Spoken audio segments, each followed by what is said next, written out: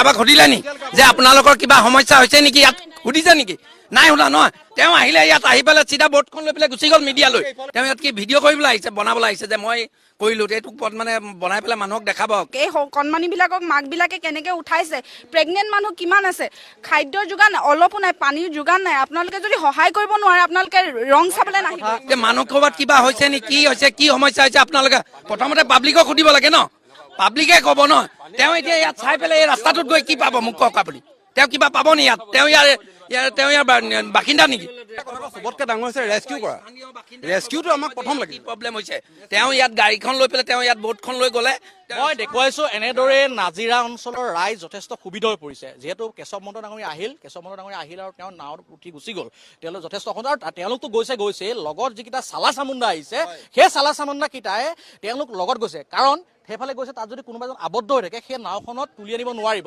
কেনেকৈ আনিব তেওঁলোকৰ এই যিটো কমন চেঞ্চ সেই কমন চেঞ্চটো নাই যে তাতে নাওখন খালী কৰি লৈ গ'লে এইফালৰ পৰা তাতে আবদ্ধ হৈ থকা লোক এজন তাৰপৰা লৈ আহিব পাৰে সেইটো মই বাৰেপতি ক'লোঁ বাৰেপতি কোৱাৰ পিছতো কিন্তু তেওঁলোকে নিজৰ চেহেৰো দেখাবৰ কাৰণে মিনিষ্টাৰৰ লগত উঠি তেওঁলোকে ইয়াত আমোদ ভ্ৰমণৰ কাৰণে আহিছে মই পুনৰবাৰ কৈছোঁ এনেধৰণৰ যাতে কাম নকৰে ইয়াত মানুহৰ ৰাইজৰ একদম যথেষ্ট দুৰ্গতি হৈছে এতিয়াও মই কৈছোঁ গেলেকী বিহুবৰ এই যিবিলাক অঞ্চল আছে সেই অঞ্চলটোত এতিয়াও বহুবিলাক লোক ঘৰৰ ওপৰত বহি আছে সেইবিলাক এতিয়া আবদ্ধ হৈ আছে তালৈ যাব পৰা নাই গতিকে সেই অঞ্চলবিলাকলৈ ইয়াত আৰু এয়াৰলিফ্ট কৰাৰ কথা কৈছিল এয়াৰলিফ্ট কৰিব পৰা নাই এতিয়ালৈকে কাৰণ 4খন হেলিকপ্টাৰ এয়াৰলিফ্ট কৰাৰ কথা কৈছিল এই মুহূৰ্তলৈকে কিন্তু এয়াৰলিফ্ট কৰিব পৰা নাই সেইটো এটা যথেষ্ট দুৰ্ভাগ্যজনক কথা মই চিঞৰিছোঁ যে আপোনালোকে ভোটখনত যদি পাৰে গেলেকী মানুহখিনি লৈ যাওক গেলেকী মানুহ আহি ইয়াত ফচি আছে কিন্তু তেখেতসকলে নিনি পেলাই তেওঁলোকে যে চেনেলটো লগত লৈ গৈছে কি তাৰ মিনিংটো কি তেওঁ ইয়াত কি ভিডিঅ' কৰিবলৈ আহিছে বনাবলৈ আহিছে যে মই কৰিলোঁ এইটো পথ মানে বনাই পেলাই মানুহক দেখাব তেওঁতো পাব্লিকক সুধিব লাগিছিলে ন যিটো পৰিস্থিতি হৈছে আমাৰ মেডিকেলত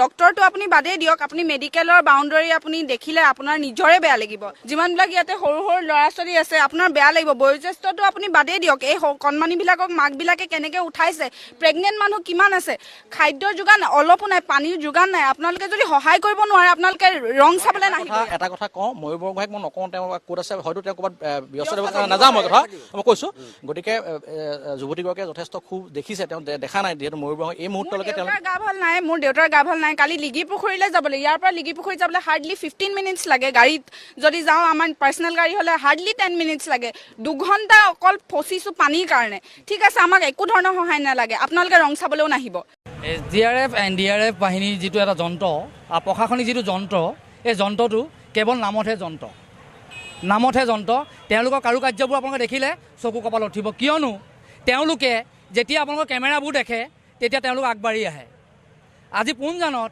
ৰাতিপুৱাৰ পৰা ফোন কৰি আছে যে 5জন মানুহ আবদ্ধ হৈ আছে NDRF SDRF বাহিনী কোনো ফোনৰ ৰেছপন্স নাই 1 নম্বৰ 2 নম্বৰ যোৱাকালিৰ পৰা যি অহৰহ পানীৰ সুত যি বাঢ়িছে যি বৃদ্ধি হৈ আছে এই পৰ্যন্ত যেনেকুৱা ধৰণে বৃদ্ধি হৈছে আৰু 3-4 ঘণ্টাৰ পিছত যে শিৱসাগৰ সম্পূৰ্ণৰূপে নিস্তব্ধ হৈ যাব এই কথাষাৰো আপোনালোকে নুই কৰিব নোৱাৰে আৰু আমি দেখিবলৈ পাইছোঁ যে আমাৰ প্ৰশাসনিক এটা যন্ত্ৰ আছে এই যন্ত্ৰটো ব্যস্ত ক'ত এই যন্ত্ৰটো ব্যস্ত কেৱল মুখ্যমন্ত্ৰী হেলিপেড বনোৱাত ব্যস্ত আজি বানাকান্ত ৰাইজৰ কাষত কিয় এজন মন্ত্ৰী MLA নাই কেৱল শিৱসাগৰত বিৰোধী বিধায়ক অখিল গগৈ থকাৰ বাবে তেওঁলোকে আমাক মাহীয়াই চকুৰে চাইছে নেকি তাক লৈ আমাৰ প্ৰশ্ন আছে বিৰোধী বিধায়ক থকাৰ কাৰণে তেওঁলোকে আমাক মাহীয়াই চকুৰে চাইছে নেকি কিন্তু কেন্দ্ৰত বিজেপি চৰকাৰ ৰাজ্যত বিজেপি চৰকাৰ তাক লৈ আমাৰ প্ৰশ্ন আছে যোৱাকালি বা যি অভূতপূৰ্ব হাৰত যি আপোনাৰ বান বৃদ্ধি হৈ আছে আজিলৈকে এই মুহূৰ্তত 11:05 হৈছে কিন্তু এই মুহূৰ্তত এটা অন্ন এই গোটেই নগৰমহল পঞ্চায়তৰ এজন মানুহে যদি ক'ব পাৰে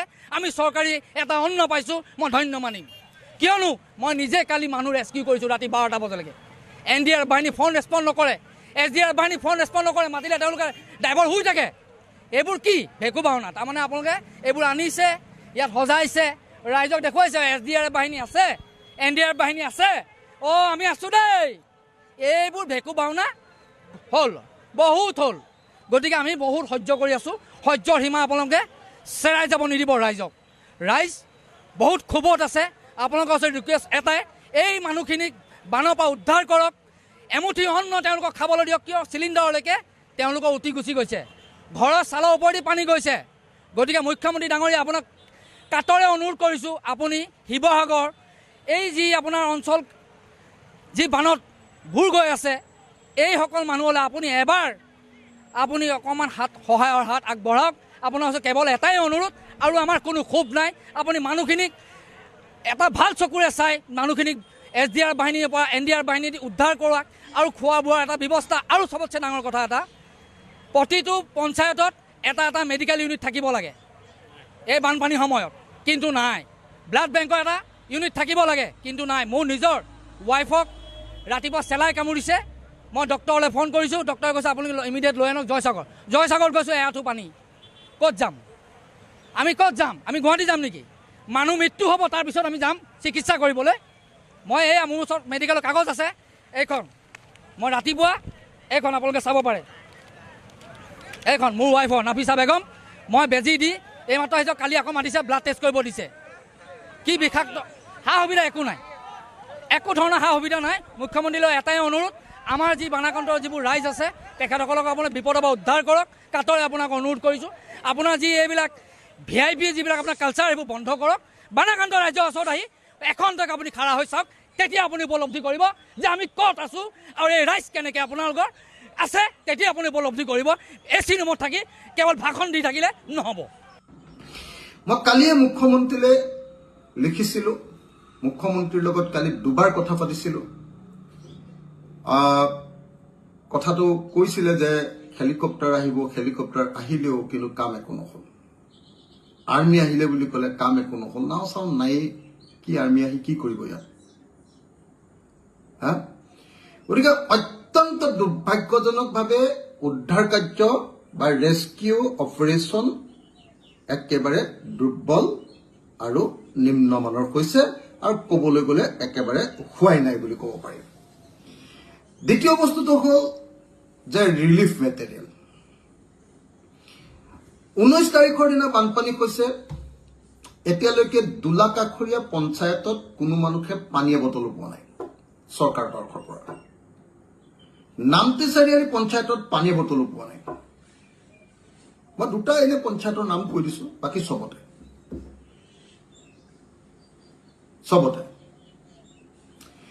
ক'বলৈ গ'লে কোনোবাই কৈছে মোক যে নহয়, চৰকাৰী বিধায়ক থকা, বিজেপিৰ বিধায়ক থকা সমষ্টিত পাইছে। মোতকৈও বেয়া অৱস্থা নাজিৰাত। মইতো হাল্লা চিল্লা কৰি ডিচিক দম দি হাল্লা হুলস্থুল কৰি দুটা এটা কাম কৰাইছো। নাজিৰা MLA নাই নেকি জানো, দেখা নাই। নাজিৰাটো মোটামুটি বিধ্বস্ত। নাজিৰাত নাই, ৰিলিফ মেটেৰিয়েল ভালকে পোৱা নাই কোনেও। মিছা কথা ক'ব পাৰে, মন্ত্ৰী মুদাগৰবিলাকক এনে অফিচাৰবিলাকে কৈ আছে। 3জনকে মন্ত্ৰী আহিলে, বিমল বৰা, সুশান্ত বৰগোহাঁই আৰু কেশৱ মহন্ত। একো নহ'ল। মই গালি পাৰিব খোজা নাই, কিন্তু মোৰ মন বেয়া কাৰণে মই চিধা চিধিকে কথাকেইটা কৈছোঁ। মন বেয়া, এনেকে MLA কৈ থাকি যদি মানুহক সহায় কৰিব নোৱাৰো, মোৰ MLA হোৱাৰ কোনো মিনিং নাই। চৰকাৰ এখন থকাৰ পাছত যদি সেই চৰকাৰে মানুহৰ বিপদৰ সময়ত একো সহায় কৰিব নোৱাৰে, তেতিয়াহ'লে সেই চৰকাৰ থকাৰ কোনো মিনিং নাই। মই দুৰ্ভাগ্যজনকভাৱে মই এটা কথা ক'বলৈ বাধ্য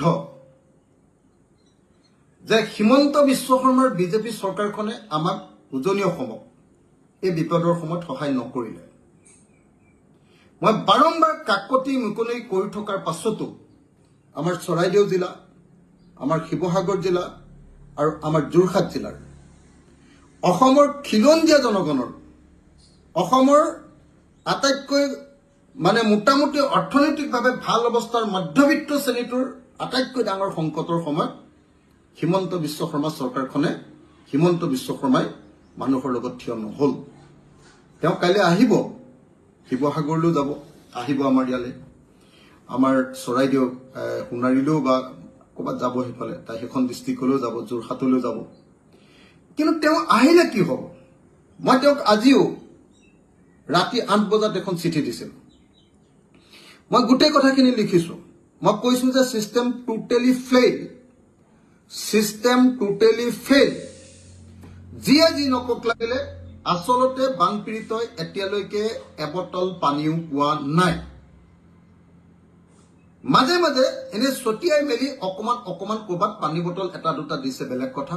বিস্কুটৰ পেকেট এটা দুটা দিছে বেলেগ কথা 19 তাৰিখৰ দিনৰ পৰা বানপানী হৈছে আজি যেতিয়া মই ৰাতিপুৱা এডিসি কি কয় ডিজাস্টাৰ মেনেজমেন্ট ডিসিৰ লগত কথা পাতিছো সকলোৱে কৈছে যে আজি 6টা বজাতহে ৰেচন আহি পাব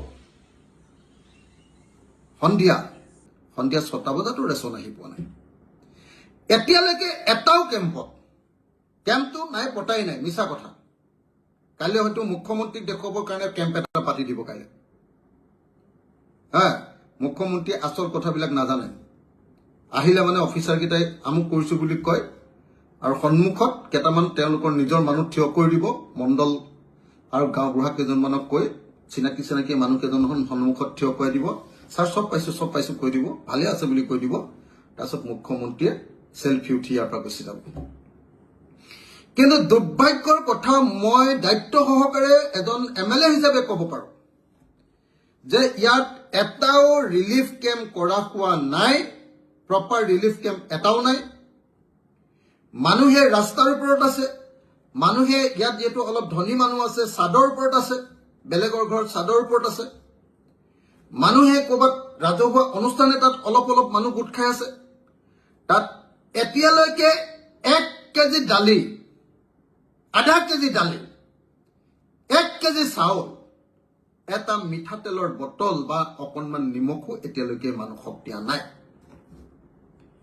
মাত্ৰ এজন দুজন মানুহক ক'বাত পানী বটল এটা দুটা দিছে আজি মোক ডিচিয়ে কৈছে যে আমাৰ 1 লাখ লিটাৰ পানী আহিছে কিন্তু ডিস্ট্ৰিবিউট কৰিবৰ কাৰণে যেটো নেটৱৰ্ক লাগে কোনো নেটৱৰ্কে নাই বস্তু পঠিয়াবৰ কাৰণে গাড়ী বস্তু পঠিয়াবৰ কাৰণে নাও একোৱে নাই আৰু বেছিভাগ য'ত বানপানী হৈছে তাততো গাড়ী নচলে এতিয়া তাত নাৱৰ জৰিয়তে পঠিয়াব লাগে নাও নাই এখন কালি 4খন আছিল আজি 13খন নাও এতিয়া পিছবেলালে হৈছে বুলি কৈছে এটা ভয়ংকৰ পৰিস্থিতি মই আপোনালোকক কৈছো কোনোবাই ক'ব পাৰে যে নহয় ৰুলিং পাৰ্টিৰ সমষ্টিত হৈছে মোৰ মৰিয়নি মোৰ ঘৰ মোৰ গাঁৱৰ মানুহে হুলস্থুল কৰি আছে ফুটা কৰি এটাও এতিয়ালৈকে চৰকাৰৰ পৰা পোৱা নাই পানী বটল এটাও এতিয়ালৈকে চৰকাৰৰ পৰা বানপীড়িত মানুহে পোৱা নাই কাইলৈ মুখ্যমন্ত্ৰী হিমন্ত বিশ্ব শৰ্মাই আমাৰ শিৱসাগৰলৈ আহি বহুত কথা কব মই জানো কিন্তু সঁচা কথা কৈছো মুখ্যমন্ত্ৰী ডাঙৰীয়া এই মুহূৰ্তলৈকে বানপীড়িত মানুহে আপোনাৰ চৰকাৰ আৰু প্ৰশাসনৰ পৰা এটা পানীৰ বটলো পোৱা নাই এটা বিস্কুটৰ পেকেটো পোৱা নাই আৰু চাউল বা আপোনাৰ দালি বা মিঠাতেল বা আলু বা পিয়াজ বা নিমখ পোৱাৰ কথাটো বাদেই দিলো মুঠতে এটা ভয়ংকৰ অভূতপূৰ্ব বানপানী হৈছে অসমৰ ইতিহাসত নোহোৱা ধৰণৰ এটা বানপানী হৈছে য'ত কোনোদিন বানপানী নহয় তেনেকুৱা ঠাইত বানপানী হৈছে মানুহবিলাকে সাংঘাতিক ধৰণে ভয় খাইছে কিন্তু তাৰ পাছত চৰকাৰৰ কোনো প্ৰিপাৰেচন নাই নিজে মোক চিফ মিনিষ্টাৰে কালি কৈছে যে তোমাৰ সমষ্টিত মই এতিয়ালৈকে 5খনে নাও দিব পাৰিছো কৈছে যে কৰবাৰ পৰা নগাঁও নে আপোনাৰ গুৱাহাটীৰ পৰা আৰু 12খন নাও আহি আছে গোটেইকেইটা জিলাৰ কাৰণে আপুনি ভাবক তাৰপিছত হেলিকপ্টাৰে মানুহ উদ্ধাৰ কৰাৰ কথা ক'লে ফেইল হেলিকপ্টাৰত মই আজি মুখ্যমন্ত্ৰী ডাঙৰীয়াক ক'লো বোলো হেলিকপ্টাৰ দি অন্তত আমাৰ দুলাকাখৰীয়া পঞ্চায়তৰ নিচিনা যিবিলাক বিচ্ছিন্ন হৈ যোৱা পঞ্চায়ত নামটি চাৰিআলিৰ নিচিনা যিবিলাক বিচ্ছিন্ন হৈ যোৱা পঞ্চায়ত আৰু আমাৰ এটো কি কয় কালুগাঁৱৰ এটো কিটো পঞ্চায়ত কি নাম আছিল আমাৰ কি কয় আমাৰ হেৰি এই পঞ্চায়ত গীতা যিকিটা এই পঞ্চায়ত গীতাটো যদি আমি যদি মানে বস্তুখিনি যদি অন্তত এয়াৰ ড্ৰপ কৰিব পাৰিলোহেঁতেন হেলিকপ্টাৰে যদি দিব পাৰিলোহেঁতেন তেতিয়াও কিবা এটা আছিলে কিন্তু দুৰ্ভাগ্যজনকভাৱে অসমৰ উজনি অসমৰ আটাইতকৈ বেছি ধনী মানুহবিলাক থকা মধ্যবিত্ত শ্ৰেণী থকা শিৱসাগৰ যোৰহাট আৰু চৰাইদেউ জিলা এই উজনি অসমৰ আটাইতকৈ মধ্যবিত্ত আৰু দুখীয়া মানুহ থকা খিলঞ্জীয়া অসমীয়া মানুহ থকা এই মানুহৰ বিপদৰ সময়ত অসম চৰকাৰখন বিজেপি চৰকাৰখনে মানুহক সং দিব নোৱাৰিলে। ৰাতিপুৱা 8 বজাত মই ওলাই গৈছিলোঁ। দৰিকা নদীৰ মথাউৰি ভাঙিলে বুলি খবৰ পাইছিলোঁ। ৰাতি 3:30 মান বজাতে খবৰ পাইছিলোঁ। ৰাতি গোটেই ৰাতিটো মানুহৰ লগত কথা বতৰা পাতি ৰাতিপুৱা 8 বজাত মই মথাউৰি পাইছিলোগে। ঠিক 8 বজাত। কিন্তু ঠিক 8 বজাত যেতিয়া মই দৰিকা নদীৰ মথাউৰি পাইছিলোগে তেতিয়া দেখিছিলোঁ যে দৰিকা নদীৰ মথাউৰিটো ভঙা নাই। মই যিটো দৰিকা নদীৰ মথাউৰি যোৱা বছৰ ওখকৈ নিৰ্মাণ কৰিছিলোঁ, আগৰ যিটো দৰিকা নদীৰ মথাউৰি একেবাৰে ভাগি ছিগি আছিলে, সেইটো মই তাতকৈ আৰু 2 মিটাৰ মানে 7-8 ফুট মান ওখকৈ সেই মথাউৰিটো নিৰ্মাণ কৰিছিলোঁ। নিৰ্মাণ কৰি তাৰ ওপৰত ট্ৰেন গেভিলিঙো কৰিছিলোঁ। কিন্তু দেখা গ'ল যে যিটো মথাউৰি নিৰ্মাণ কৰিছিলোঁ, যিটো 2 মিটাৰ আগতকৈ ওখ হৈ গৈছিলে, সেই মথাউৰিটোৰ ওপৰেদি পানী বাগৰি আছে। এডোখৰ খোজকাঢ়ি গ'লোঁ, এডোখৰ নাৱত উঠি গ'লোঁ, তাৰপিছত আকৌ খোজকাঢ়ি গ'লোঁ মথাউৰিয়ে। পানী তেতিয়া এককাল হৈছিলে, এককাল নহয় আৰু মানে ইমান মানি পাইছিলে সি আৰু মথাউৰিত। তেনেকৈ খোজকাঢ়ি গ'লোঁ, গৈ দেখিলোঁ যে একচুৱেলি মথাউৰিটো ভগা নাই, কাৰণ সেই মথাউৰিদি মই খোজকাঢ়ি যাব পাৰিছোঁ। মোৰ ইমানমান বুকুত পানী হৈছে। মথাউৰিটো ভগা নাই, কিন্তু মথাউৰিটোৰ ওপৰেদি নৈৰ সমান স্পীডত পানী বাগৰিছে। বাগৰি সেই পানীটো আহি আমাৰ ৰেল লাইনত আহি, শিৱসাগৰ টাউনৰ পিনৰ ৰেল লাইনত আহি খুন্দা মাৰিছে। তাৰ পাছত সেই পানী ৰেল লাইন পাৰ হৈ আমাৰ শিৱসাগৰ নগৰত প্ৰৱেশ কৰিছে।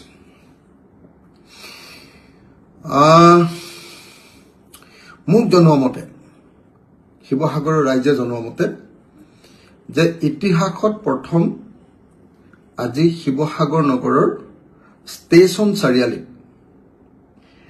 1 ফুটকৈ বেছি পানী হৈছে। আৰু ষ্টেচন চাৰিআলিৰ পৰা বিজি ৰোডত যোৱা ৰাস্তাটোত ক'ৰবাত ইমান ওখকৈ পানী, ক'ৰবাত এককালকৈ পানী হৈছে। ৰাস্তাৰ পৰা কিছুমান মানুহৰ ঘৰ অলপ দ, সেইবিলাকতো মই নিজে আজি সোমাই চাইছোঁ, মানুহৰ ঘৰে ঘৰে সোমাই চাইছোঁ। যেতিয়া সোমাই চাইছোঁ তাত দেখিছোঁ যে সেইবিলাকতো সাংঘাতিক ধৰণে পানী হৈছে। ইমান ওখলৈকে পানী হৈছে টাউনৰ ভিতৰত। সেইবিলাক অৱশ্যে কিছু দ অঞ্চলো আছে, মানে মেইন ৰাস্তাতকৈ, বিজি ৰোডতকৈ।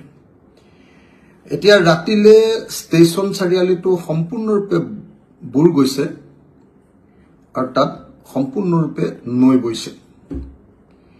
ষ্টেচন চাৰিআলিটোৰ পৰা নেশ্যনেল হাইৱে আমাৰ 37লৈ যোৱা যিটো ৰাস্তা, যাক এটি ৰোড বুলি কওঁ, আমাৰ গুৰুদ্বাৰটোৰ সন্মুখেদি, সেই দৰিকাত মানে আমাৰ দ্বিতীয় অফিচটোৰ কাষত য'ত ওলাইছেগৈ, সেই দৰিকা পাৰলৈ যোৱা ৰাস্তাটো, সেইটো এতিয়া পুৰা ডুবি গৈছে, সম্পূৰ্ণ ডুবি গৈছে। ক'ৰবাত এআঁঠু হৈছে। আৰু তাৰ সোঁফালে আৰু বাওঁফালৰ বিলাকত গুৰুদ্বাৰৰ পিনে কম পানী হৈছে, কিন্তু সোঁফালৰ যিবিলাক দোকান, মানে এইটো ৰোডত, মই ষ্টেচন চাৰিআলিৰ পিনৰ পৰা এইটো ৰোডত আপোনাৰ 37 নেশ্যনেল হাইৱেলৈ গৈ থাকোঁতে সোঁফালৰ যিবিলাক দোকান, সেই দোকানবিলাক মোটামুটি ধ্বংস হৈ গৈছে। বহুত দোকানত পানী সোমাইছে, বহুত দোকান সম্পূৰ্ণৰূপে, কোনোবা মই হোলচেলৰ আজি দৰৱৰ দোকান এখনত সোমাইছিলোঁ, সেইখনটো কমপ্লিট ডেষ্ট্ৰইড, শেষ হৈ গৈছে। এটা অভূতপূৰ্ব বানপানী। যোৱা 19 তাৰিখৰ পৰা আমাৰ শিৱসাগৰত এই বানপানীটো হৈছে। মই 20 তাৰিখে আহি ইয়াত পালোহি, আজি 21 তাৰিখ। 19 তাৰিখৰ পৰা মই মোৰ সকলো কৰ্মীক ইয়াত লগাই ৰাখিছিলোঁ। মোৰ ব্যক্তিগত সচিবো ইয়াত লাগি আছিলে, আমাৰ দলৰ নেতৃবৰ্গ কৰ্মী সকলোৱে লাগি আছিলে। 20 তাৰিখ অৰ্থাৎ কালিৰ পৰা মই ইয়াত আছো আৰু আজি 21 তাৰিখ ৰাতিপুৱা 8 বজাত মই পানীত নামিছো আৰু ৰাতি 11 বাজিবলৈ 10 মিনিটত মই আহি ৰুমত সোমাইছো। য'ত মই আজি ৰাতি থাকিম তাত আহি সোমাইছোহি। তো এইটো হ'ল পৰিস্থিতি। মুখ্যমন্ত্ৰী হিমন্ত বিশ্ব শৰ্মা ডাঙৰীয়া এটা হেল্পলাইন নম্বৰ মুকলি কৰি দি এয়াৰ লিফ্টৰ জৰিয়তে সৰ্বসাধাৰণ বৰ্ণাঢ্য উদ্ধাৰ কৰিম বুলি কোৱাটোৱে আপোনালোকৰ কেৱল দায়িত্ব নেকি? এইসকল বৰ্ণাঢ্যই কি খাইছে কি নাই খোৱা, বৰ্তমান সময়ত যি নোহোৱা নোপোজা ঠাইটো বৰ্তমান সময়ত বানপানী পৰিৱেশৰ সৃষ্টি হৈছে, ইয়াৰ খবৰ আপোনালোকে ৰাখিছেনে নাই? যিসকল জনপ্ৰতিনিধিক ভোটাধিকাৰ সাব্যস্ত কৰি এইসকল জনতাই ৰাজপাটত বহোৱালে, এইসকল জনতাৰ বৰ্তমান সময়ত বিপদৰ সময়ত খবৰ ল'বলৈ সময় পাইছেনে নাই সেই জনপ্ৰতিনিধিসকলে?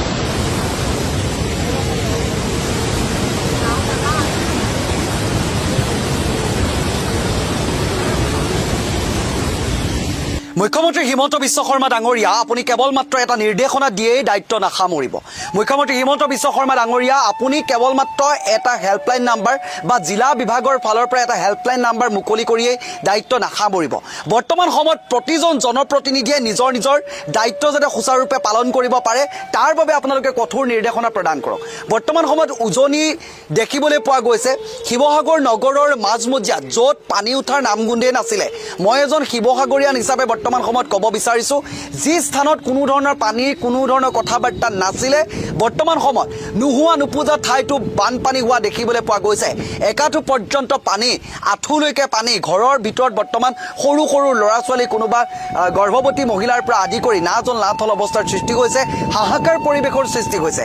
কোনোবাই হয়তো পশুধন বচাব পৰা নাই, কেৱল মাত্ৰ নিজৰ প্ৰাণটো লৈ পলাবলৈ বা নিৰাপদ স্থানলৈ গতি কৰিছে। বৰ্তমান সময়তো কোনোবা হয়তো গছৰ ওপৰত গৈ সহাৱস্থান কৰিব লগা হৈছে, যেনে তেনে জীৱনটো বচাই ৰখি আছে। কোনোবাই হয়তো কেনেবাকৈ ঘৰৰ মুধতে নিজৰ জীৱনটো বচাই ৰখি আছে। সেইসকলক উদ্ধাৰৰ ক্ষেত্ৰত আপোনালোকে যি এয়াৰ লিফ্টৰ ব্যৱস্থা কৰিম বুলি কৈছে, সেই এয়াৰ লিফ্টৰ ব্যৱস্থা কেৱল মাত্ৰ কথাতেই নহয়, কামতো কৰক। SDRF NDRF যেনেকৈ ব্যৱহাৰ নকৰক লাগিলে, কেৱল মাত্ৰ বৰ্তমান সময়ত এই সৰ্বসাধাৰণ জনতাক উদ্ধাৰৰ কাৰণে লাগক। আৰু বৰ্তমান সময়ত ন্যূনতম তেখেতলোকৰ খাবৰ বাবে যিখিনি প্ৰয়োজন, ঘৰৰ ভিতৰৰ পৰা উলিয়াবৰ বাবে তেখেতলোকৰ কোনো ধৰণৰ সুবিধা নাপালে, অবাতৰীয়া যি বানে বৰ্তমান সময়ত নোহোৱা নোপোজা ঠাইত যেতিয়া বানপানী সোমাইছে, ক'ৰ পৰা আহিছে, কি হৈছে, পানী দিখৌ যি উফন্দি অহা পৰিৱেশ পৰিস্থিতি, আমি দিখৌৰ তলত আছিলে পানী, সেই পৰিৱেশ দেখিছিলোঁ। কিন্তু এতিয়া বৰ্তমান সময়ত দেখিবলৈ পাইছোঁ দিখৌ নদীৰ ওপৰতো যি একাঠু পৰ্যন্ত পানী হৈছে, তাতকৈ আৰু বিষয় বিস্তাৰিতভাৱে ক'ব লাগিব বুলি ভবা নাই। বৰ্তমান সময়ত শিৱসাগৰৰ বিধায়ক অখিল গগৈৰ লগতে যিসমূহ জনপ্ৰতিনিধি আছে, প্ৰত্যেককে যোনটো প্ৰান্তত য'তেই যেনেকৈ বানপানীৰ পৰিৱেশৰ সৃষ্টি হৈছে, যিসকল দুৰ্ভগীয়া জনতাই হাহাকাৰ কৰিছে, বৰ্ণাঢ্যই হাহাকাৰ কৰিছে, তেখেতলোকক উদ্ধাৰৰ ক্ষেত্ৰত আপোনালোকে অগ্ৰণী ভূমিকা পালন কৰক। আকৌ কৈছোঁ, কেৱল মাত্ৰ আপোনালোকে ঘোষণা এটা কৰিয়েই সীমাবদ্ধ নাথাকিব, দায়িত্ব নাসামৰিব, হেল্পলাইন নম্বৰ মুকলি কৰি দায়িত্ব নাসামৰিব। বহুতো প্ৰান্তত এতিয়া দেখিবলৈ পোৱা গৈছে বিদ্যুৎ কৰ্তন কৰি দিয়া হৈছে। সেই বিদ্যুৎ কৰ্তন কৰি দিয়া অঞ্চলটো যোগাযোগ বিচ্ছিন্ন হৈ পৰিছে। সেই যোগাযোগ বিচ্ছিন্ন হৈ পৰা অঞ্চলটোৰ মানুহে কেনেকৈনো আপোনালোকক হেল্পলাইন নম্বৰ ফোন কৰি আপোনালোকক যোগাযোগ কৰিব? সেই গাঁও প্ৰধান যিসকল আছে, তেখেতলোকক বৰ্তমান সময়ত দায়িত্ব সুচাৰুৰূপে পালন কৰিবলৈ দিয়ক। যিসকল জনপ্ৰতিনিধি আছে, প্ৰতি জিলা বিষয়া আছে, তেখেতলোকক দায়িত্ব সুচাৰুৰূপে পালন কৰিবলৈ দিয়ক। কঠোৰ আপোনালোকে নিৰ্দেশনা প্ৰদান কৰক। বহুতে বৰ্তমান সময়ত ৰেস্কিউ যি ব্যৱস্থা কৰা হৈছে, উদ্ধাৰ কাৰ্যৰ যি ব্যৱস্থা কৰা হৈছে, সেয়া কিন্তু একেবাৰে শোচনীয় উদ্ধাৰ কাৰ্য কৰিছে। কোনোবাই হয়তো 2টা দিনকৈ আজি গছৰ ওপৰত সহাৱস্থান কৰি থাকিবলগীয়া হৈছে, কোনোবাই হয়তো 2টা দিনকৈ সেই ঘৰৰ মুঠটোতে বহি থাকিবলগীয়া হৈছে। খোৱা বোৱাৰ ব্যৱস্থা কেনেকৈ কৰিছে, এই খবৰবোৰ ৰাখিছেনে নাই, তাৰ ওপৰত আপোনালোকে কঠোৰ ব্যৱস্থা গ্ৰহণ কৰক। আকৌ কৈছোঁ, এই বিপদকালত জনপ্ৰতিনিধি হোৱাৰ পৰিচয় দিয়ক। এইসকল জনতাই আছিলে আপোনালোকক ভোটাধিকাৰ সাব্যস্ত কৰি সেই দিছপুৰৰ মজনদ দখল কৰোৱা বা গাদী দখল কৰোৱাৰ ক্ষেত্ৰত অগ্ৰণী ভূমিকা পালন কৰা মানুহ। আৰু কিছু সময় পূৰ্বে পালোঁ যোৰহাটৰ এজন সৰুকৈ ক্ষুদ্ৰ ব্যৱসায় কৰা, ব্ৰইলাৰ ফাৰ্মৰ যি ব্যৱসায় কৰি পোহপাল দি আছিলে, জীৱন প্ৰণালী আগুৱাই লৈ গৈ আছিলে, ঘৰখন কেনেবাকৈ পোহপাল দি আছিলে, সেই ব্যক্তিজনৰ বৰ্তমান হাজাৰ হাজাৰ ব্ৰইলাৰ মুৰ্গীও বৰ্তমান সময়ত ফাৰ্মখনত পানী সোমোৱাৰ ফলতে মৰি গৈছে। কেৱল মাত্ৰ সেয়াই আছিলে ভৰসাৰ স্থল আৰু সেইসকল ব্যক্তিকো ক্ষতিপূৰণৰ ব্যৱস্থা কৰিব বুলি আমি আশা কৰিছোঁ আৰু এই ব্যক্তিসকলৰ যি কান্দন অৰ্থাৎ আৰ্তনাদ বৰ্তমান সময় আকৌ কৈছোঁ যে শিৱসাগৰীয়ান হিচাপে আকৌ কৈছোঁ নোহোৱা নোপোজা ঠাইত বৰ্তমান সময়ত পানী হৈছে একাঠু পৰ্যন্ত পানী হৈছে কাৰোবাৰ ঘৰত আগফালে সোমাই 5 দৰ্জায়েদি পানী ওলাই যোৱা পৰিৱেশৰ দেখিবলৈ পোৱা গৈছে নাজিৰাৰ যদি সমষ্টিৰ কথা কওঁ নাজিৰা সমষ্টিৰ ময়ূৰ বৰগোহাঁই সমষ্টিৰ যি নাজল নাথল অৱস্থাৰ সৃষ্টি হৈছে ক'ৰবাত যদি ঘৰৰ মুধত এতিয়াও কোনোবা হয়তো ৰখি আছে ময়ূৰ বৰগোহাঁই ডাঙৰীয়া কিছু সময় পূৰ্বে ঘোষণা কৰিছিলে সামাজিক মাধ্যমত পোষ্ট কৰি কৈছে যে আমি এয়াৰলিফ্টৰ ব্যৱস্থা কৰিম এয়াৰলিফ্টৰ ব্যৱস্থাৰ জৰিয়তে আমি উদ্ধাৰ কাৰ্য কৰিম কিন্তু কেতিয়া কেৱল মাত্ৰ মুখত কৈ আপোনালোকে ফেচবুকত এটা পোষ্ট দিয়ে দায়িত্ব সামৰিলে নহ'ব যি কৰে অতি শীঘ্ৰে কৰক প্ৰতিজন সাধাৰণ জনতাৰ জীৱনৰ মূল্য আছে প্ৰতিগৰাকী যাতে জনতা কোনো বিপদত পৰিব লগা নহয় তেখেতলোকক উদ্ধাৰ কাৰ্যৰ ক্ষেত্ৰত যাতে ক্ষিপ্ৰতাৰে আপোনালোকে কাম কৰে চৰকাৰখনে ক্ষিপ্ৰতাৰে কাম কৰে প্ৰতিজন জনপ্ৰতিনিধিয়ে যাতে ক্ষিপ্ৰতাৰে কাম কৰে তাৰ ব্যৱস্থা কৰক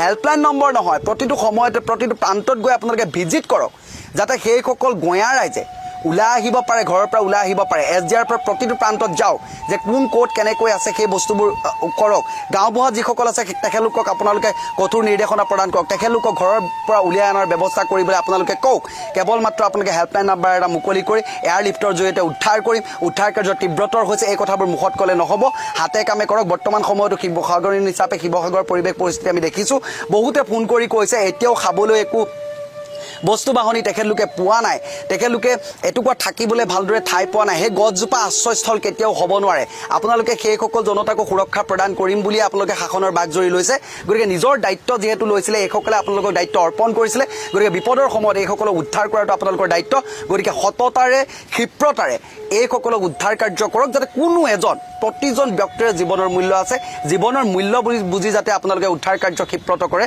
তাৰ বাবে আমি আহ্বান জনাইছোঁ ধন্যবাদ নমস্কাৰ মই পবিত্ৰ মেজ প্ৰতিজন জনপ্ৰতিনিধিলৈ বিনম্ৰতাৰে আহ্বান জনাইছোঁ এটা কল এটা পানী বটল বা এটা মেৰিগোল্ড বিস্কুটৰ পেকেট বৰ্ণাঢ্যৰ হাতত দি আপোনালোকে ফটো সেশন প্ৰক্ৰিয়াটো আৰম্ভ নকৰিব আপোনালোকে কেৱল মাত্ৰ বানপানী হৈছে চৌদিশে বুলি এই কথাটো কৈ দায়খৰা মন্তব্য নকৰিব এইটো কাৰণে কৈছোঁ বানপানী হৈছে সকলোৱে মানি লৈছে কিন্তু বৰ্তমান আপোনালোকৰ দায়িত্বটো যি উদ্ধাৰ কাৰ্য ক্ষিপ্ৰতৰ কৰা খাদ্য বস্ত্ৰ বাসস্থান যি হেৰুৱাইছে সেইবোৰ সময়মতে যোগান ধৰা বৰ্ণাঢ্যক অত্যন্ত প্ৰয়োজন আপোনাক জনপ্ৰতিনিধি হিচাপে যে নিৰ্বাচন কৰিছিলে এইটো সময়ত দিনে ৰাতিয়ে আপোনালোক তেখেতলোকৰ কাষত থকাটো প্ৰয়োজন কিন্তু আপোনালোকে দায়খৰা মন্তব্যবোৰ কৰি ঠেলা হেঁচা কৰি আপোনালোকে কেৱল মাত্ৰ পাৰ নকৰিব বিনম্ৰতাৰে আহ্বান জনাইছোঁ সেইসকলে নিজৰ হেঁপাহৰ ঘৰখন হেৰুৱাই গম পাইছে বৰ্ণাঢ্যই কেনেকুৱা দুখ দুৰ্দশাগ্ৰস্ত জীৱন কটাব লগা হৈছে পিন্ধিবলৈ ভালদৰে এটুকুৰা কাপোৰ ঘৰৰ পৰা উলিয়াবলৈ নাপালে বিশুদ্ধ খোৱা পানীৰ বাবে বৰ্তমান সময়ত হাহাকাৰ পৰিস্থিতিৰ সৃষ্টি হৈছে এটা মেৰিগোল্ড পেকেট দিয়ে আপোনালোকে কোনোবাই দায়িত্ব সামৰিছে কোনোবাই পেকেট ধূপৰ পেকেট দিয়ে দায়িত্ব সামৰিছে তেনেকুৱা কাম নকৰিব বৰ্ণাঢ্যই যাতে এইকেইটা দিন অন্তত শান্তিৰে থাকিব পাৰে ঘৰখনৰ পৰা পানী ওলাই যোৱালৈকে সেই দায়িত্ব আপোনালোকে সম্পূৰ্ণৰূপে পালন কৰিব আৰু এই গেলা যি পানী গেলা পচা বস্তু বাহনি আহিছে এইখিনি সময়ত আপোনালোকে চাওক চৌদিশে গেলা ক'ৰবাত গৰু উপঙিছে ক'ৰবাত গৈ ব্ৰইলাৰ ফাৰ্মৰ পৰা কিবা কিবি ওলাই আহিছে এইখিনিৰ পৰা যাতে মানুহৰ ৰোগ ব্যাধি অত্যন্ত বৃদ্ধি নাপায় তাৰ প্ৰতি যাতে স্বাস্থ্যৰ প্ৰতি যিসকল বৰ্ণাঢ্য আক্ৰান্ত হৈছে তেখেতলোকৰ প্ৰতি যাতে সকলো দিশতে আপোনালোকে গুৰুত্ব আৰোপ কৰে আপোনালোকে প্ৰথম কথা তেখেতলোকৰ বিশুদ্ধ খোৱা পানী যোগানৰ ক্ষেত্ৰত কোনো কৃপণালী নকৰিব মই এইটো কাৰণে কৈছোঁ আপোনালোকক দেখোঁ এটা মেৰিগোল্ডৰ পেকেট এটা কল দি আপোনালোকে এটা ধূপৰ পেকেট দি ফটো সেশন কৰিবলৈ 20 জন মানুহ গৈ সেই মানুহবোৰৰ হাৰাশাস্তি নকৰিব আজি দুৰ্দশা হৈছে কাৰণ তেখেতলোকে সেই আবতৰীয়া বানত তেখেতলোক ডুব যাব লগা হৈছে এই পৰিৱেশৰ বাবে আওপকীয়াকৈ আপোনালোকো এক প্ৰকাৰে দুখী কাৰণ সময়মতে আপোনালোকে বস্তুবোৰ নকৰে তাৰপৰা চুৰ গ'লে বুদ্ধি বৰষুণ গ'লে জাপি তেনেকুৱা ধৰণৰ কামবোৰ কৰে তাৰ পৰিপ্ৰেক্ষিততো সাধাৰণ জনতাই এইদৰে হাৰাশাস্তি কৰিব লগা হৈছে ময়ো শিৱসাগৰীয়ান হিচাপে বা উজনিৰ হিচাপে মই জানো যিবোৰ প্ৰান্তত আজিলৈকে আমি শুনিয়ে পোৱা নাছিলোঁ সৰুৰ পৰা এই 28 বছৰ 30 বছৰ হ'লি আমি দেখিয়ে পোৱা নাছিলোঁ কিন্তু বৰ্তমান সময়ত দেখিবলৈ পাইছোঁ এনেকুৱা জেগাবোৰত বস্তুবোৰ হৈছে মানে পানী হৈছে নাজল নাথল অৱস্থাৰ সৃষ্টি হৈছে শিশুসকলৰ ৰোগীয়া বৃদ্ধ পিতৃ মাতৃসকলক উলিয়াই অনাৰ যিটো পৰিৱেশ এই পৰিৱেশটো দেখি অত্যন্ত দুখজনক এটা পৰিৱেশ বৰ্তমান বিৰাজ কৰিছে আৰু সকলোৱে এটা কথা বাৰে বাৰে কৈছে এইটো কথা কৈছোঁ ফটো সেশন কৰক আপোনালোকে কিন্তু সেই বৰ্ণাঢ্যসকলৰ হাতত এটা মেৰিগোল্ডৰ পেকেট দি কিন্তু ফটো সেশন কৰি নিজকে বৰ সমাজ সেৱক বা জনপ্ৰতিনিধি পৰিচয় দিবলৈ নাযাব আপোনালোকে এটা পানী বটল হাতত দি আপোনালোকে সমাজসেৱক জনপ্ৰতিনিধিৰ পৰিচয় দিবলৈ নাযাব প্ৰকৃত জনপ্ৰতিনিধি এইটোৱে দুখ দুৰ্দশাগ্ৰস্ত নোহোৱাকৈ সমস্যা ভুক্তভোগী নোহোৱাকৈ প্ৰতিগৰাকী নাগৰিকক এই সময়খিনিত সংগ দিয়াটো সুৰক্ষা প্ৰদান কৰাটোৱে হৈছে আপোনাৰ প্ৰথম আৰু প্ৰধান কৰ্তব্য এই কামখিনি কৰক আৰু আপোনালোকে দেখোঁ বহুখিনি সময়ত ঘোষণা কৰে খুব ঘোষণা কৰে যে আমি এইফালে এইটো কৰিছোঁ সেইফালে এইটো কৰিছোঁ ঘোষণা নকৰিব ঘোষণা কৰাতকৈ আপুনি প্ৰেক্টিকেলি যিখিনি কাম কৰিব লগা আছে প্ৰেক্টিকেলি কামখিনি কৰক অন্ততঃ মানুহখিনি যাতে সুৰক্ষাত সংৰক্ষিত হৈ থাকে জীৱনটো ভালদৰে বাচি থাকে ভালদৰে যাতে তেখেতলোকে পানীখিনি ওলাই যোৱালৈকে জীৱন অতিবাহিত কৰিব পাৰে ভাল ঠাইত গোধনক যাতে সুৰক্ষা দিব পাৰে তেনেকুৱা ধৰণৰ আপোনালোকে কামবোৰ কৰক গোধনক এইটো কাৰণে সুৰক্ষা দিয়া কথাটো কৈছোঁ পশুধনক এইটো কাৰণে সুৰক্ষাৰ কথাটো কৈছোঁ কাৰণ সেই গাঁও অঞ্চলৰ মানুহকেইটাই আপোনালোকৰ 1250 টকাটোৱে খাই জীয়াই থাকিব নোৱাৰে সেই গৰু মহকেইটাকে বেছি কিনি হাঁহ পাৰকেইটাকে বেছি কিনি ব্ৰইলাৰ মুৰ্গী দুটা ফাৰ্ম খুলি সেইভাগে জীৱন নিৰ্বাহ কৰে গতিকে তেখেতলোকৰ যাতে সেইকেইটাও বাচি কুচি থাকিব পাৰে তেনেকুৱা ধৰণেও যদি ব্যৱস্থা কৰিব পাৰে সেই তেখেতলোককো ব্যৱস্থা এটা কৰিব বুলি আমি আশা কৰিছোঁ কাৰণ আপোনালোক জনপ্ৰতিনিধি হয় এই সময়ত ফটা লেকচাৰ মৰাতকৈ আপোনালোকৰ যিখিনি কাম দায়খৰা মন্তব্য কৰাতকৈ আপোনালোকৰ যিখিনি কাম সেইখিনি কৰি জনতাৰ কাষত থাকিব বুলি আমি আশা প্ৰকাশ কৰিছোঁ ধন্যবাদ হ'ব বাৰু মই পাতিম ৰ মই বেলেগ জেগাত এটা ডিউটি কৰি আছোঁ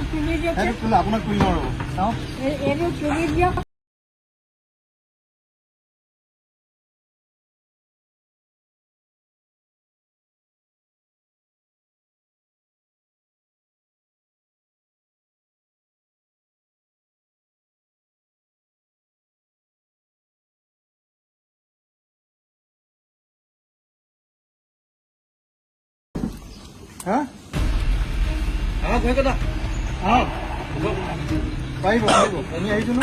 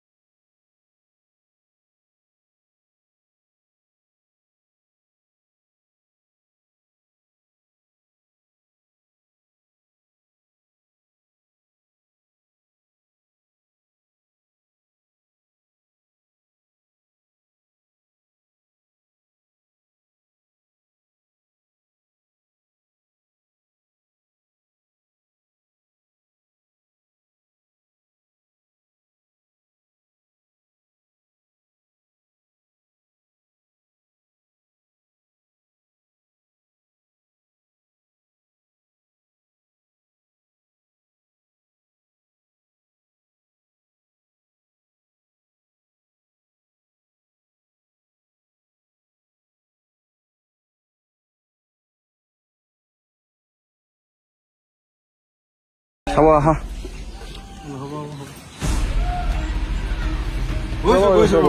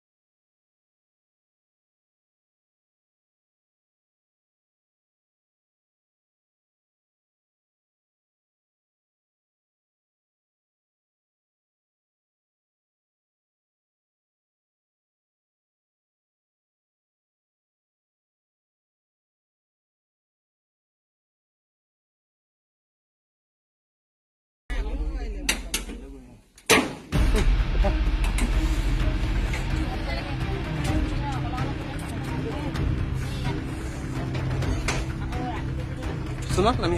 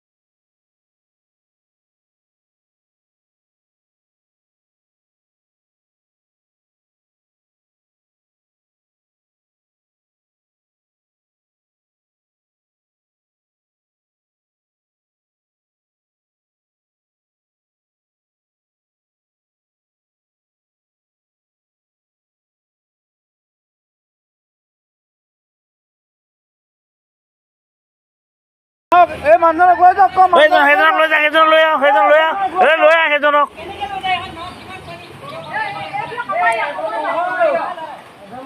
এইফালে নমাই পেলাই এজনক উঠাই দিয়ক না সাঁতুৰিব নজনা মানুহ অঁ সেইজন ওলমিহে আছে মৰি থকা মানুহটো বচাই লওক আগে সেই মানুহজন যেনে তেনে বচাক নাপাব এবাৰ গুচি গ'ল ভিডিঅ' বনা কেমেৰা কৰা কৰিছোঁ বাৰু কেমেৰা কৰা ভিডিঅ' কৰা এটা ভিডিঅ' কৰা ভিডিঅ' কৰা সেইজনটো উঠি যাবগৈ এতিয়া সেইজনক লৈ যাওক ওলমি আছে ধৰি থাকক সেইজনক লৈ যাওক এজন নামি দিয়ক এজন সেইডোখৰতে ৰৈ থাকক এজন সেই তাত নামি দিয়ক না এজন আপোনালোকৰ মানুহ এজনে নামি দিয়ে কেলে ন আপোনালোকে এজন নামি দিয়ক তাৰপৰা ধৰি থাকক এইফালে এজন একদম বিপদত বহু অৱস্থা চাওকচোন কণ্ডিশ্যন এখন SDF বাহিনী আহিছে আহি পেলাই একাল মানুহ তেখেতলোকে সোমাই আছে আৰু বাকী কি উদ্ধাৰ কৰিব এখন ল'লে ঠিঙাই আছে ইয়াত হা আৰু নাই গাড়ী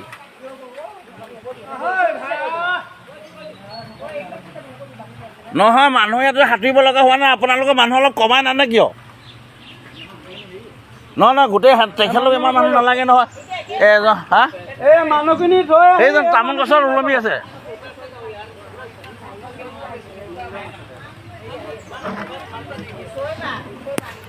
নহয় ওপৰত ক'ব লাগিব নহয় তেতিয়াহে বুজি পাব মানুহে মোৰ ছোৱালীজনী চোলা লগাতে ফজিখন মই ছোৱালীজনী বিচাৰিয়ে পোৱা নাই আমাৰ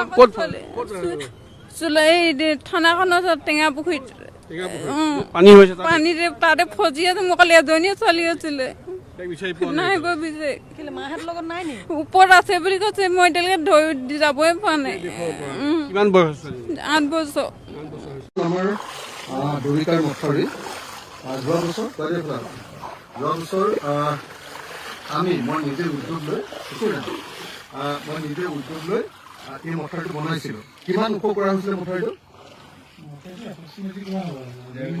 1.5 মিটাৰ 2 মিটাৰমান আমি উঠাইছিলোঁ কিন্তু আগতে মানে মথাউৰি নুঠাওঁতেও পানী নুঠে এইবাৰ 2 মিটাৰ উঠোৱাৰ পাছতো এবাৰ পানী উঠিছে সেইকাৰণে এইবাৰৰ বানপানীটো এটা অভূতপূৰ্ব বানপানী মই অসমৰ মুখ্যমন্ত্ৰী ডাঙৰীয়াক বাৰম্বাৰ জনাই আছোঁ মুখ্যমন্ত্ৰী ডাঙৰীয়া এবাৰ শিৱসাগৰলৈ আহক আৰু আপুনি বাস্তৱ পৰিস্থিতি এবাৰ চালে গম পাব ইয়াত আপোনালোকে যিকেইখন নাও দিছে সেইকেইখন নাওৰে মানুহ চবকে উদ্ধাৰ কৰাটো সম্ভৱপৰ নহয় চবৰ ঘৰৰ সম্পত্তি ইমান লোকচান হৈছে জীৱনত শিৱসাগৰৰ মানুহৰ ইমান লোকচান হোৱা নাছিলে হয়নে এইবাৰ যিটো বানপানীত লোকচান হৈছে গতিকে চৰকাৰে প্ৰত্যেকটো বস্তুৰ এটা মূল্যায়ন কৰি এছেছমেণ্ট কৰি প্ৰত্যেক ঘৰ মানুহৰ যিমান লোকচান হৈছে লেপ তুলিৰ পৰা আৰম্ভ কৰি সোফাৰ পৰা আৰম্ভ কৰি ফ্ৰিজটোৰ পৰা আৰম্ভ কৰি আপোনাৰ ৱাশ্বিং মেচিনটোৰ পৰা আৰম্ভ কৰি ইনভাৰ্টাৰটোৰ পৰা আৰম্ভ কৰি ঘৰৰ পাঠ্যপুথি ল'ৰা ছোৱালীবিলাকৰ কিতাপ পত্ৰৰ পৰা আৰম্ভ কৰি টেবুল চকীৰ পৰা আৰম্ভ কৰি যিমান বস্তু নষ্ট হৈছে, ভঁৰালৰ ধান নষ্ট হৈছে,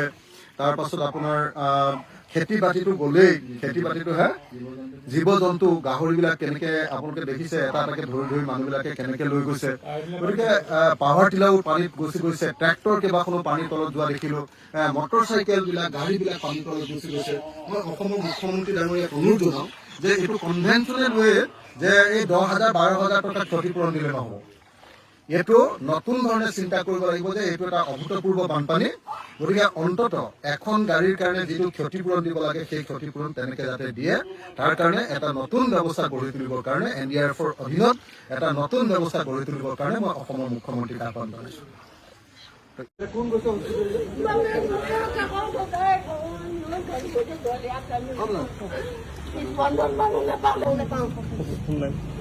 ডাইৰেক্ট পানী আপোনাৰ ঘৰতে সোমাই গৈছে ন? সোমাইছে তাতে ক'ত লৰালৈ থাকে পানীটো ভিতৰখন লোৱা দেখি যাব অকণমান চাফা কৰিব কালিৰ পৰা ভাত খোৱা নাই বোলে তাকো ভাত খোৱালে ঘৰ মালিক মাকে বিচনাত তুলি থৈ আহিলে। মই ভাবিলো তুলি থৈ দৰ্জাখন মাৰি থৈ আহিলে, দৰ্জাখন নামাৰিলে ৰাতি পাগল আমি বোলে। আপুনি হস্পিটেল পালেগে নে নাই? মই অখিল গগৈ কৈছো।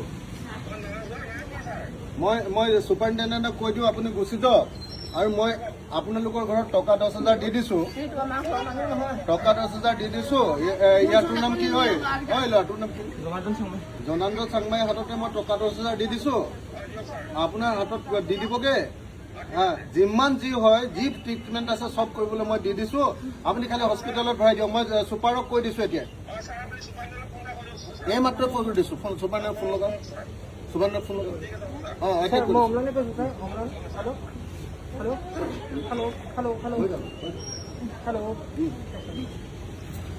এইটো ফোন লগা নম্বৰ হয়, নাম্বাৰটো কৈ দিম 700 হয় 700 363 হয়। তোৰ নাম কি?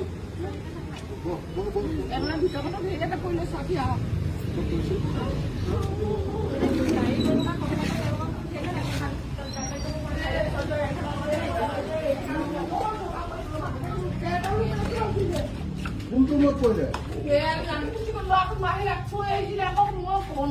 ইয়াত আছিলে সেই বিচনাত থৈ আহিছিলে, দৰ্জাখন মাইকাৰ মাৰি থৈ ল'ব লাগিব। সেইটো ক'ত পৰিলে এতিয়া ইয়াত বহুত পানী যায়। বাপৰে, পাকঘৰত পানী দেখিছে নে? ল'ৰাটো পৰিলে ক'ত? ইয়াতে আনকালে নামি থকা যেন আমি গুচি আহিলে চাগে। মোৰ পাহৰি থাকিলো ঘৰ দুটা পানী দুটা পিছত মাকে ধান পাৰি আছিলে, ভাত বৰা ভাগি থাকিলে মোক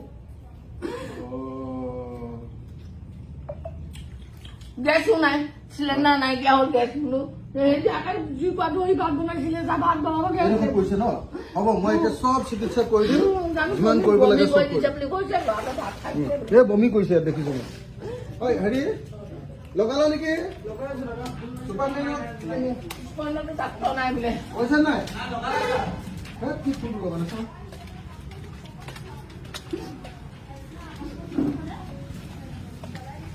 এইবোৰ চব চাহ ভাত তেনেকে বোৱা ভাবি থাকে। বাপেকৰ নাম কি?